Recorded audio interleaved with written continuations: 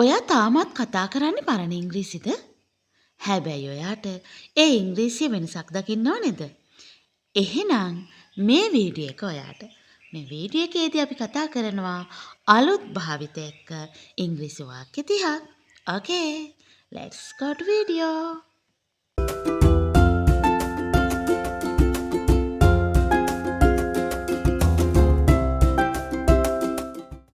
අපි පළවෙනි වාක්‍යය. මට කියන්න ඕනේ මට ඔයාව මතක් වෙනවා. මට ඔයාව මතක් වෙනවා. එහෙනම් අපි නිතරම කියන්නේ මේක කියපු ගමන් අපේ හිතට එන්නේ I miss you කියන වාක්‍යය. I miss you. නමුත් මේක අපි ටිකක් අලුත් විදිහට හිතලා බැලුවොත් නව භාවිත එක්ක අපිට කියන්න පුළුවන් you occupy my thoughts. You occupy my thoughts. මට ඔයාව මතක් වෙනවා.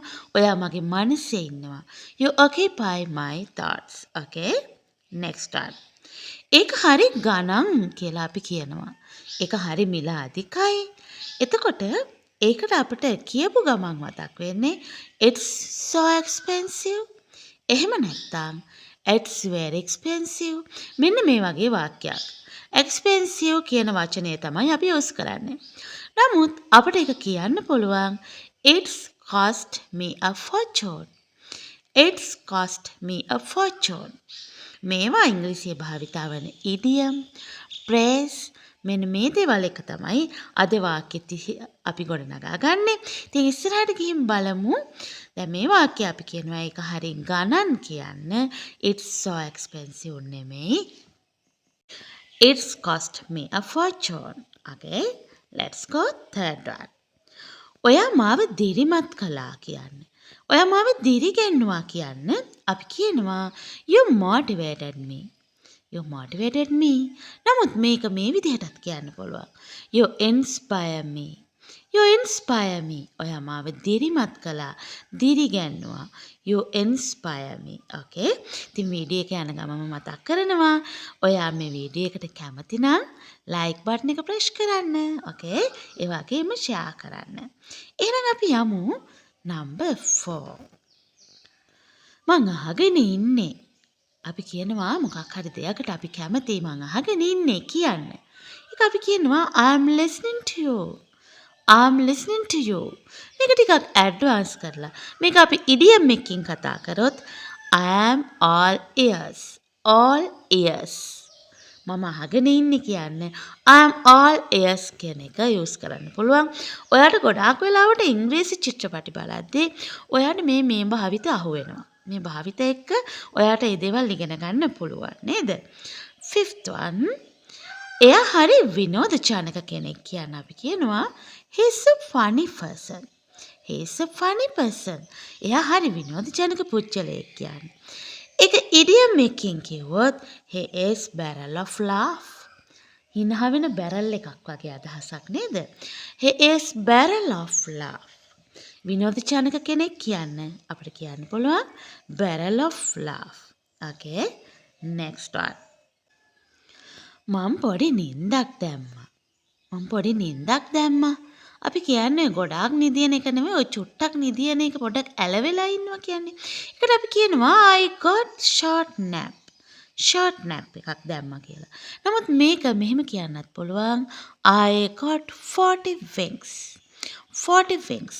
මේකත් idiom එකක් 40 winks. මම පොඩි නින්දක් දැම්මා. I got 40 winks. Okay, next one. එයා මැරුණා. He died. අපි කියනවා he died. එයා මැරුණා.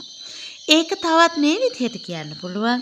එයා මැරුණා කියන එක he kicked the bucket. He kicked the bucket. මේකත් idiom එකක්. He kicked the bucket. එයා මැරුණා. නේද? බකට් එකකට පයින් ගැහුවා කියන එක නෙමෙයි. දැන් මේ දේවල් ඔයා මේ Google Translate එකේ හරි එහෙම නැත්නම් වචනෙන් වචන translate කරලා ගත්තොත් හරි ඇත්තටම ඔයාට වර්ධිනවා. මේවා වාක්‍ය ඛණ්ඩ විදිහට යූස් වෙන්නේ. Okay? අපිට ඊළඟට කියන්න ඕනේ වේගය අඩු කරන්න. අපි කියනවා slow down. වේගය අඩු කරන්න slow down. ඒක අපිට කියන්න පුළුවන් AC does it. AC does it.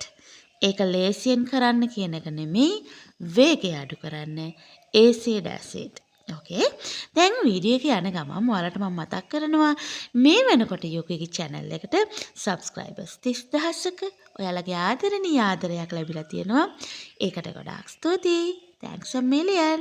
Next one. ඔයාගේ දැනුම වැඩි කරගන්න අනේක අපි කියනවා නම් අපිට කියන්න පුළුවන් improve your knowledge. Improve your knowledge. නමුත් මේක brush your knowledge කියලා කියන්නත් පුළුවන්. ටිකක් ඇඩ්වාන්ස් විදිහට නේද? ටිකක් ඉන්ටරෙස්ට් විදිහට සිත් අද ගන්න අසල විදිහට අපිට කියන්න පුළුවන් brush your knowledge bro. brush your English knowledge. ඒ විදිහට කියන්න පුළුවන් නේද? Okay. Let's go number 10. අපි කියනවා අතාරින්න එපා. Don't give up. අත්හරින්න එපා. දැන් ඔය never give up කියලාත් කියනවා කවදාවත් උත්සාහය අත්හරින්න එපා කියන එක. Don't give up. අත්හරින්න එපා. ඒක කියන්න පුළුවන් hang in there. hang in there. hang කියන්නේ එල්ලී හිටිනවා, එල්ලෙනවා කියන එක. hang in there කියන්නේ අත්හරින්න එපා. නේද? Okay. number 11. මට සමාව වෙන්න, මට සමාව දෙන්න කියන අදහසෙන් අපි කියනවා forgive me. forgive me මට සමාව දෙන්න. ඒකම අපිට කියන්න පුළුවන් I beg your pardon. I beg your pardon. beg කියන්නේ ආයාචනා කරනවා. begging කියන්නේ ඉල්ලා සිටිනවා. beggar කියන්නේ හිඟන්න කියන එක. එතකොට මම යදිනවා. I beg your pardon. මම ඔයාගෙන් සමාව අයද සිටිනවා. pardon. Okay? next one. ඒක අමාරු නැහැ. කොහොමද කියන්නේ? අපි නිතරම කියනවා it's not difficult. it's not difficult. නමුත් මේක ටිකක් ඇඩ්වාන්ස් කරලා ඉඩියම් එකකින් කතා කරනවා නම් අපිට කියන්න පුළුවන් it's not rocket science. it's not rocket science නේද? ඉංග්‍රීසි කියන්නේ it's not rocket science. it's very easy. it's piece of cake. එහෙම කියන්නත් පුළුවන්. අපි ඉස්සරහට කතා කරමු. ඒ වගේම මේ වාක්‍යවල ඔයා කැමතිම වාක්‍ය, සිත්ගත්ම වාක්‍ය පල්ලෙහාන් කමෙන්ට් කරන් යන්න. ඔයාලගේ අදහසත් එක්කම. next one. ඒක හරි සුව පහසුයි. it's very comfortable. එහෙම නැත්නම් it's so comfortable. it's more comfortable. මෙන්න මේ විදිහට ඒක ගොඩාක් සුව පහසුයි කියන්න අපිට යොදා ගන්න පුළුවන්. මේකට අපි තනි ඉඩියම් එකක් ගත්තොත් it's break the ice. it's break the ice. it's break the ice කියනවා.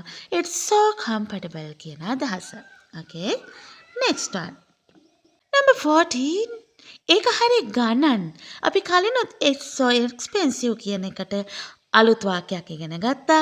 දැන් මෙතනත් අපි කතා කරනවා it's so expensive. ඒක හරි ගණන්. it's cost an arm and a leg. it's cost an arm and a leg. ඒක හරි ගණන්. arm කියන්නේ මේ අත සහ කකුල arm and leg කියන්නේ අත සහ කකුල කියන එක නෙමෙයි. මේක තනි වාක්‍යයක් විදිහට අපි භාවිතා කරනවා. it's cost an arm and a leg. ඒක හරි ගණන්. නේද? middle one. ඔයා කරන දේ හරි අවදානම්. ඒක හරි risky. අපි කියනවා normally what you are doing is too risky. what you are doing is too risky. ඒක කියන්න පුළුවන් මේ විදිහට. ඉඩියම් එකකින් කතා කරනවා නම් don't put all your eggs in one bucket. don't put all your eggs in one bucket. ඔයාගේ ඔක්කොම බිත්තර එක බකට් එකට දාන්න එපා වගේ අදහස. ඒ කියන්නේ ඔයා මේ කරන දේ ගොඩාක් රිස්කි. හරි අවදානම්. number 16. it's very easy කියනවා. අපි ඒක හරි lazy කියන්න. it's very easy. ඒකම කියන්න පුළුවන් it's piece of cake. ඒක හරි ලේසි කියන්න. ඒක කේක් කෑල්ලක් වගේ. it's piece of cake කියලා කියන්නත් පුළුවන්. it's piece of cheese කියලත් සමහර අවස්ථාවලදී English native language එක වෙත් අය භාවිතා කරනවා. it's piece of cake. ඒක හරි ලේසි. සංසුන් වෙන්න නිතරම අපි කියන්නේ calm down. calm down කියලා සංසුන් වෙන්න කියන එකට. නමුත් pull yourself together. pull yourself together කියලත් සංසුන් වෙන්න කියන එක අපිට යොදා ගන්න පුළුවන්. ඉතින් මේවා කතා කරනකොට තමයි ගොඩාක් වෙලාවට අපි යූස් කරන්නේ. ඉතින් මේ දේවල් වලට අමතක වෙනවනම් මාත් එක්කම ප්‍රැක්ටිස් කරන ගම මම සාමාන්‍යයෙන් එක වාක්‍යයක් දෙතුන් වතාවක් රිපීට් කරනවා මේක ඔයාගේ මනසට කාවදින්න ඕන නිසා. එහෙමත් අමාරු නම් ඔයා මේ වාක්‍ය ලියා ගන්න. ලියාගෙන තනියම කතා කරන්න. ඉංග්‍රීසි ඉගෙන ගන්න තියෙන හොඳම විදියක් නේද? තනියෙන් කතා කරනකොට hina වෙන්න කෙනෙක් නැහැනේ. ඔබට හැමදේම නැහැ.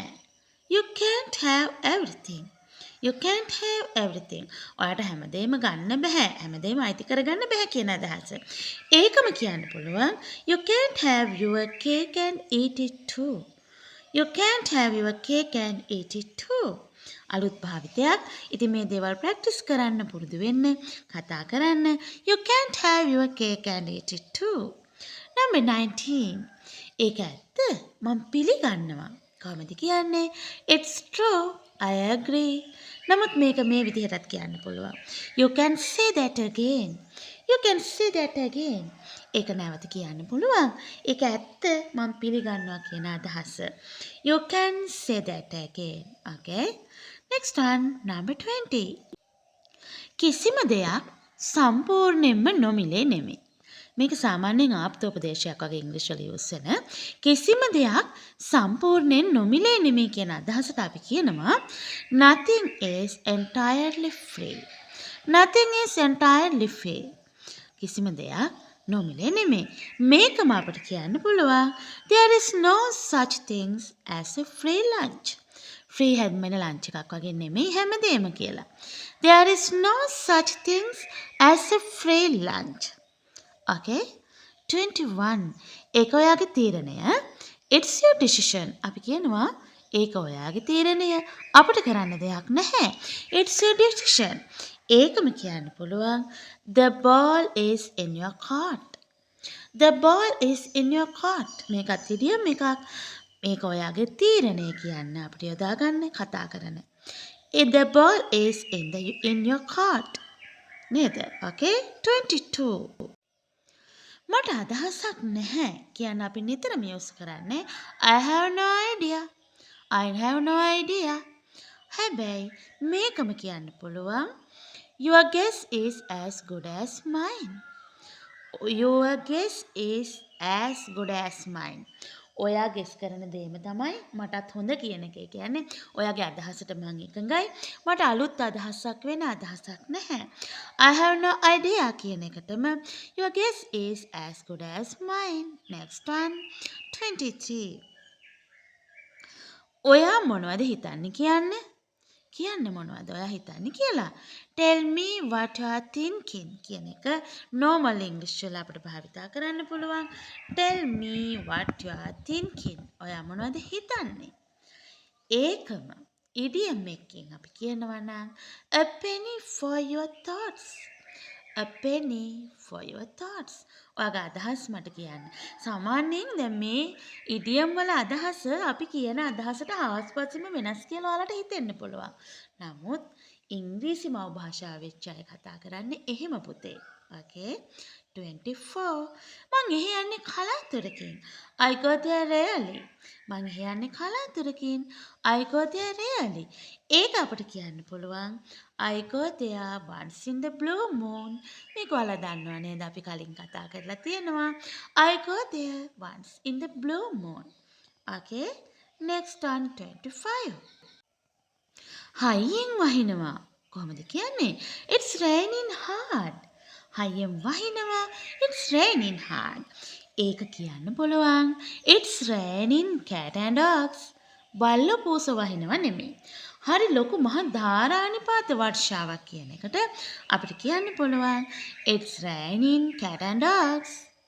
හරි සිත් ගන්නසල වාක්‍යයක් නේද? Okay, let's go next one. රුවන් තාත්තා වගේ. රුවන් හරියට එයාගේ තාත්තා වගේමයි කියලා අපි කියනවා. රුවන් is like his father. රුවන් එයාගේ තාත්තා වගේ. රුවන් is like his father. ඒක අපිට කියන්න පුළුවන් ඉඩියම් එකක් මේක. රුවන් is a chip of the old block. Ruwan is a chip of the old block. මෙන්න මේ වාක්‍ය තමයි මම මේ වීඩියෝ එකේ කැමතිම වාක්‍ය. Ruwan is a chip of the old block. එයා යාගේ තාත්තා විදිහමයි. තාත්තා වගේමයි. නේද? 27. මට ඔයාව මතක් වෙනවා. අපි පළවෙනි වාක්‍ය විදිහටත් මේක කතා කරා වෙනස් භාවිතයක්.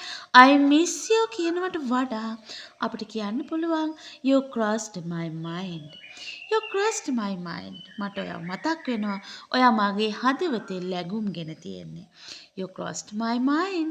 දැන් වැලන්ටයින් ඩේ එක ළඟයි. මෙන්න මේ දේවල් ඔයාගේ ආදරවන්තියට ෂෙයා කරන්න පුළුවන් නේද? You crossed my mind. Next one 28. මට කරදර කරන්න එපා. අපි කියන්නෙම don't bother me කියලා. නමුත් මේක කියන්න පුළුවන් don't annoy me. Don't annoy me. bother කියන එකට similar word එකක් annoy. Don't annoy me. මට කරදර කරන්න එපා නේද? Next one. සුබ පැතුම්. සුබ පැතුම් කියන එකට අපි කියනවා good luck කියලා. නමුත් ඒකම අපිට කියන්න පුළුවන් break a leg. කකුලක් කඩනම නෙමෙයි හොඳේ. break a leg කියන්නේ සුබ පැතුම් කියන එකමයි. break a leg. Okay, last one. Number 30. ගොඩාක් ස්තුතියි. Thank you so much කියන එකට අපි කියන්න පුළුවන් I owe you one. I owe you one. ඉතින් කොහොමද අද වීඩියෝ එක? How about today video? How it feel you? ඒක කොහොමද ඔයාට දැනුනේ? ඉතින් අද වීඩියෝ එකේ ඔයා කැමතිම වාක්‍ය පල්ලෙහාන් කමෙන්ට් කරන්න. ඔයාගේ අදහසත් එක්කම. ඉතින් යොකි ඔයාගේ ඔක්කොම කමෙන්ට් කියවනවා. ඒක තමයි පුතේ මට ලැබෙන මොටිවේෂන් එක. ඔයාලගේ කමෙන්ට් එක තමයි මාව දිරිමත් කරන්නේ. මං හැම කමෙන්ට් එකක්ම කියවනවා. ඔයාලා මට දෙන අදහස්, යෝජනා, චෝදනා, ආදරය මේ හැම දෙයක්ම මම දැනගන්න ඔයාලගේ කමෙන්ට් එකෙන්. ඉතින් මතක ඇතුව අදත් වීඩියෝ එකට කමෙන්ට් එකක් දාන්න. ඒ වගේම මේ වීඩියෝ එක ඔයා කැමති නම් ලයික් කරන්න, share කරන්න.